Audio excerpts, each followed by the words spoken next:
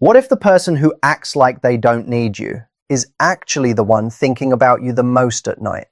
What if the one who pulls away the hardest is the one lying awake replaying every single moment with you? Stay with me, because what I'm about to share is going to completely change how you see avoidant behavior forever. And if you've ever loved someone who ran from you, this is going to hit differently than anything you've ever heard before. Before we go any further, drop the word night in the comments right now. And if you're not subscribed yet, please do it. We are working toward 1,000 subscribers and we are genuinely not close yet. Every single sub matters more than you know. Now let's get into this. So let's talk about what actually happens when an avoidant person misses you. And I mean really misses you. Not the surface level stuff. Not the stuff they'll ever admit to anyone, including themselves. I'm talking about the raw, quiet, private moments that happen when the world goes dark and there's no distraction left to hide behind. Because here's the thing about avoidant people that almost nobody talks about. They feel everything. Every single thing. They feel it deeply. The difference between them and you is not that they feel less. The difference is that they have spent years, sometimes decades, building an internal system that tells them feeling is dangerous, that needing someone is weakness, that missing someone puts you in a vulnerable position that will eventually destroy you. And they believe that story. They have lived inside that story for so long that it feels like the truth. So when they miss you, when they genuinely ache for you, they don't reach out. They don't call. They don't text. They do something else entirely. And that something else is what we are going to talk about today. Let's start from the beginning so you really understand what's happening inside this person's mind. The avoidant person in your life, whether that's an ex, a partner who keeps pulling away, or someone who runs hot and cold with you, did not become avoidant because they are broken or bad or incapable of love. They became avoidant because at some point in their early life, probably very early, love came with a cost. Maybe the people who were supposed to love them were inconsistent, sometimes warm, sometimes cold, sometimes there, and sometimes completely gone. Or maybe expressing need was met with dismissal, cry and get ignored. Ask for comfort and get told to toughen up. Show vulnerability and watch the person you love pull away from you. So their nervous system did what nervous systems do. It adapted. It learned. It said, okay, I see how this works. If I need people, I get hurt.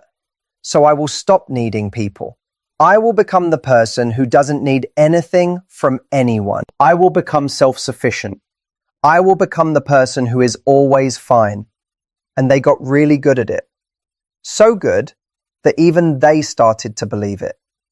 They walk through their days feeling independent and in control. And when someone gets close, when someone starts to matter, something in them gets triggered. That old alarm system goes off. It says danger. This person is getting too close.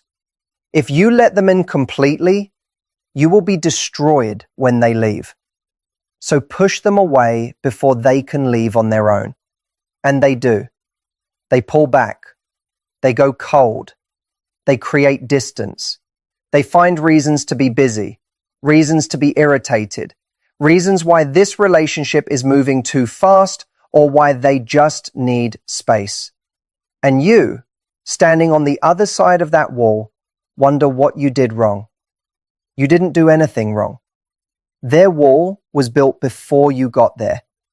But here's where it gets interesting. Here's what nobody is telling you about what happens inside the avoidant person after they've pushed you away, or after you've finally walked away, or after another night has gone by where they acted like you don't matter to them. The sun goes down, the distractions run out, the phone gets quieter, the work is done, the podcast ends, the show is over. And they are alone with themselves. And that's when it starts. The first thing that happens is something they don't even recognize as missing you at first. It shows up as restlessness. They can't settle. They move from room to room. They pick up their phone and put it back down. They open their fridge and close it without taking anything. They feel a low-grade discomfort that they can't quite name, and they don't want to name it because naming it means admitting something. They are not going to admit it yet. So they try to outrun it. They scroll through their phone. They put on something to watch. They try to distract themselves into numbness. And sometimes it works for a while.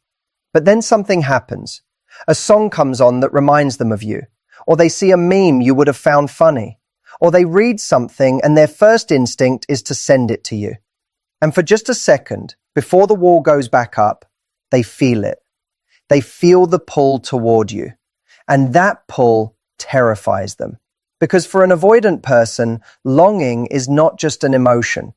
It is evidence of vulnerability. And vulnerability in their internal world is the beginning of pain. So they feel that pull, and then they do something very specific. They turn toward anything that replaces it. They will reach out to someone else, not because that person matters, but because the contact quiets the ache temporarily. They'll text a friend. They'll respond to someone who's been in their messages. They'll scroll dating apps not because they're looking, but because looking gives them a feeling of control that longing does not. This is not them moving on. This is them managing.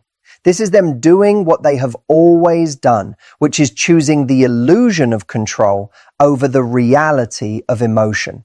But here's the part that people miss.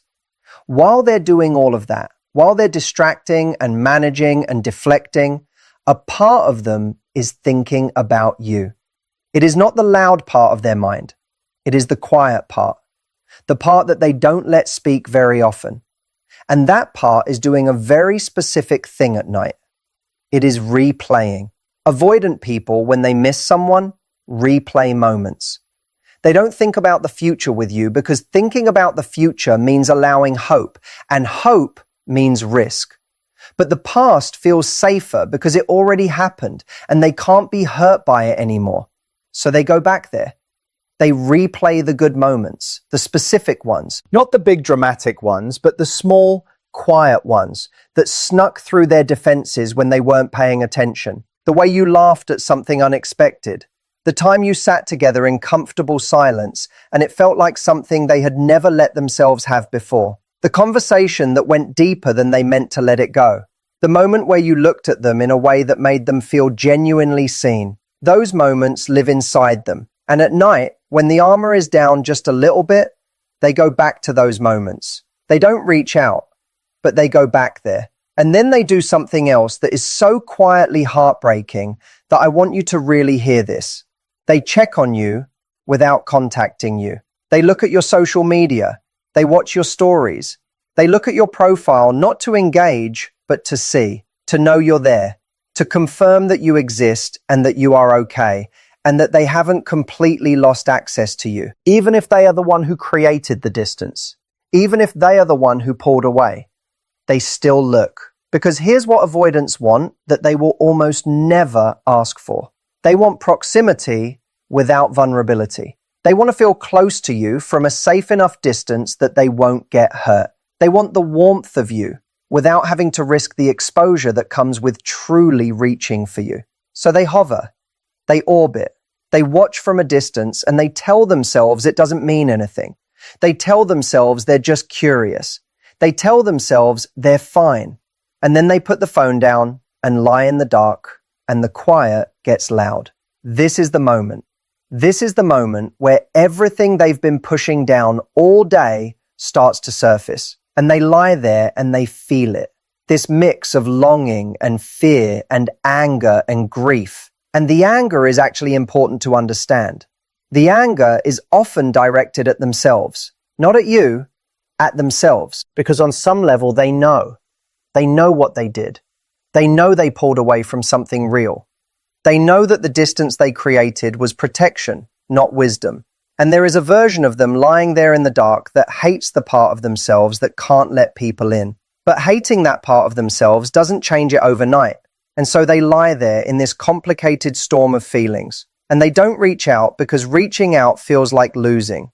And they don't know how to be in a relationship without keeping a part of themselves protected. And so they just stay in the storm alone, which is, when you think about it, the most avoidant thing of all. Staying alone in pain rather than risking connection. Choosing the familiar hurt over the unfamiliar risk. That is the loop they live in. And they have been living in it long before you came along. Now I want to talk to you directly for a moment. Because if you are watching this, there is a real person in your life who does this. And you have probably spent so much time trying to figure out how to reach them, how to say the right thing, how to make them feel safe enough to let you in. And I understand that impulse completely. When we love someone, we want to be the one who finally breaks through. We want to be the exception. We want to prove that love can be enough. And I need to be honest with you about something, because I think you deserve honesty more than you deserve comfort right now. You cannot love someone out of avoidance. You cannot be consistent enough or patient enough or understanding enough to heal their attachment wounds for them. That is not how healing works. Their avoidance is not a test that you pass by trying harder. It is a deep pattern that lives inside their nervous system, and it can only change when they choose to look at it and do the work to change it themselves. What you can do is understand what's actually happening so that you stop personalizing it. Because here is the most important thing I'm going to say today. Their avoidance is not a reflection of your worth. It is a reflection of their wound. When they pull away, it does not mean you are not enough. When they go cold, it does not mean what you had wasn't real. When they can't reach out, even though they're lying awake missing you, it does not mean they don't care. It means they are trapped. Trapped inside a pattern that was built to protect them and that is now isolating them in the loneliest way imaginable. They are in a prison of their own construction, and they have convinced themselves the prison is safety. And here is the devastating irony. The people who need connection the most are often the ones least able to ask for it. Avoidants are not cold people. They are people who had to become cold in order to survive something. And that survival strategy is still running even when the original threat is long gone. So they lie awake missing you, and they don't text, and they scroll your profile, and they replay the good moments, and they feel the pull, and then they suppress the pull, and then they feel guilty for suppressing it, and then the morning comes, and they put the armor back on, and they move through their day as if none of it happened, and the cycle continues. Now let's talk about something really practical, because understanding all of this is one thing, but what do you actually do with it? If you are currently in a relationship with someone avoidant, and you're watching this trying to understand them, the first thing I want you to understand is that pressure almost never works with an avoidant person. The more you pursue, the more they pull back. This is not because they don't care. It is because pursuit triggers their alarm system. When someone comes toward them too fast or too intensely, their nervous system reads it as threat, even when it isn't. Even when you are doing everything right. Even when you are the safest, most loving, most understanding person in the world. The approach itself can trigger the retreat. This does not mean you should play games. This does not mean you should manufacture distance to manipulate them into coming closer. What it means is that you need to genuinely develop a life that doesn't orbit entirely around them. You need to have things that matter to you outside of this relationship. Passions, friendships, goals. A sense of self that exists independently of whether they are warm or cold toward you on any given day. And this is not strategy. This is survival. Because if you don't have that, you will slowly lose yourself trying to manage someone else's emotional landscape. And that is not love. That is disappearing. The second thing I want you to understand is that an avoidant person responds better to consistency over time than to grand gestures or intense conversations. They don't trust big emotional moments because big emotional moments have historically been followed by loss or disappointment in their experience. What builds trust with an avoidant person is quiet, steady, reliable presence. Being someone who says what they mean and means what they say. Being someone who doesn't suddenly flip or become unpredictable. Being someone whose mood and affection doesn't depend entirely on what the avoidant person does. That kind of stability is deeply attractive to an avoidant, even if they never tell you that, even if they never thank you for it, even if it seems like it's not landing. It is landing. It's just landing in a place they haven't opened yet. The third thing is about your own emotional expression. Avoidants often shut down in the face of high emotional intensity because their nervous system can't regulate the input. So if you've been having big emotional conversations with them, conversations that escalate quickly, that involve a lot of crying or anger or ultimatums, those conversations are likely triggering more retreat than opening.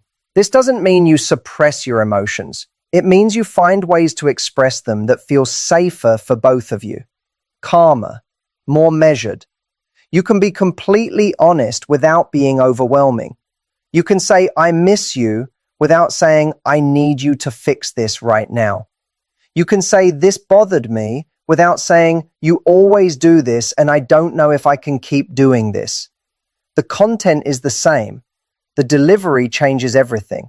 Now, if you are on the other side of this, meaning you have stepped back or walked away from an avoidant person, and you're watching this trying to understand what they might be feeling now, I want to speak to that too. Here is what is very likely happening in them right now. The moment you gave them real space, not strategic space, but actual distance where they genuinely felt your absence, something shifted. Because here's the thing about avoidance that seems counterintuitive until you understand the attachment dynamic. They often don't feel the real depth of their feelings until the relationship is actually at risk of being lost. When you were there and available and pursuing, their nervous system was in protection mode. The wall was up. The distance felt manageable. But when you actually stepped back, when you actually became less available, when you stopped being the person who always reached out first, their system recalibrated. And what they started to feel is the absence of something that mattered. That's when the nighttime replaying intensifies. That's when the checking your profile becomes more frequent. That's when the restlessness gets louder. Because the thing they were protecting themselves from feeling is now impossible to avoid. And they still might not reach out. That's the brutal truth. Even when the feeling is undeniable, the fear can be louder. The pattern is deeply ingrained. The thought of reaching out and being vulnerable, the thought of saying, "I was wrong," or "I miss you," or "I made a mistake," that feels so enormous to them that they choose to stay in the discomfort of absence rather than risk the exposure of honesty. But some of them do reach out. Some of them reach the point where the longing becomes louder than the fear. And when they do, it is usually not with a big declaration. It is usually something small. A meme, a memory, "Hey, I was thinking about this thing." Something with plausible deniability. Something they can retreat from if it doesn't go well. That small reach is not nothing. For an avoidant person, that small reach is enormous. It means they sat with their fear and did it anyway. It means something got through the wall. And what you do in that moment matters more than almost anything else in the dynamic. Because if you respond with relief so intense that it overwhelms them, if you immediately leap back into the level of emotional intensity that existed before, they will likely retreat again. The window is fragile. And it requires a gentleness that honors how hard it was for them to open it. You can be warm without being desperate. You can be glad without making them responsible for your emotional state. You can open the door without rushing through it. This is the skill, and it is genuinely a skill. It takes practice and self-awareness and a lot of internal work to respond to an avoidant person's reaching out without either punishing them for the time they were gone or rewarding them in a way that collapses the space too quickly. Now, I want to zoom out for a second because I think we need to look at this from a wider angle. We have spent a lot of time inside the avoidant person's experience tonight, And that's important because understanding someone is always the first step toward relating to them wisely. But I never want that understanding to come at the cost of your clarity about what you actually need. Because here is the question you have to ask yourself honestly. Not the version of the question that is softened by hope or by how much you love this person. The real version. Is this relationship meeting enough of your needs to be worth what it costs you? Not perfectly. Relationships are never perfect. But enough. Are you getting enough warmth, enough presence, enough reciprocity, enough emotional access that staying makes sense? Or are you slowly starving while understanding why they can't feed you? Understanding avoidance does not obligate you to endure it forever. You can have complete compassion for someone's wound and still decide that the relationship the wound creates is not something you can build a life inside of.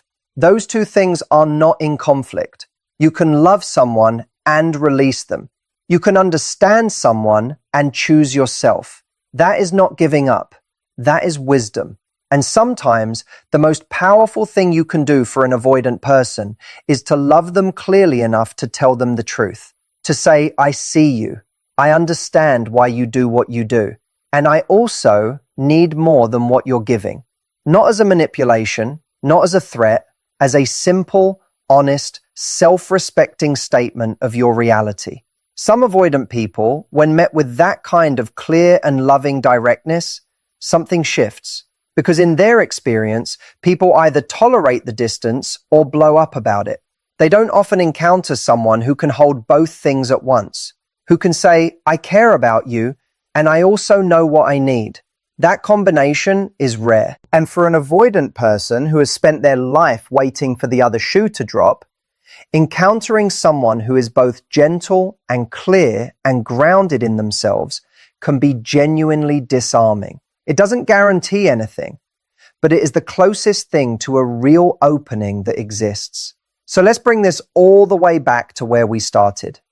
The avoidant person in your life, lying awake at night, replaying moments with you, checking your profile, feeling the pull, suppressing the pull, feeling guilty, lying in the dark in a storm of things they won't say. They feel more than they show.